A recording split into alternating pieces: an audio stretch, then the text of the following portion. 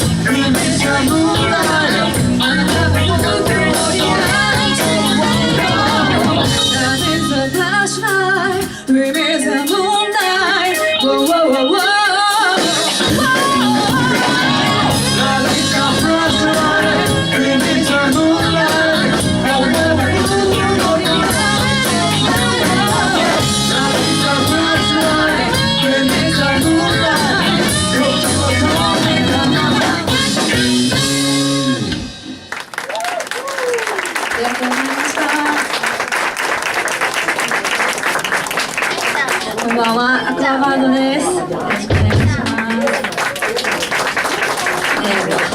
今は、2曲続けて、コールという曲と、あとフラッシュライトという、恋愛の曲を聴いていただきました。ありがとうございます。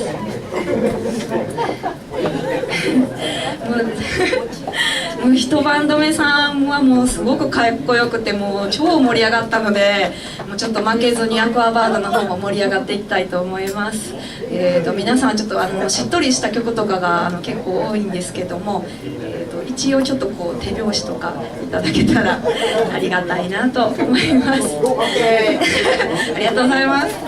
では、次は、サイレントダンサーという曲、ちょっとしっとりした曲なんですけれども、聴いていただきたいと思いま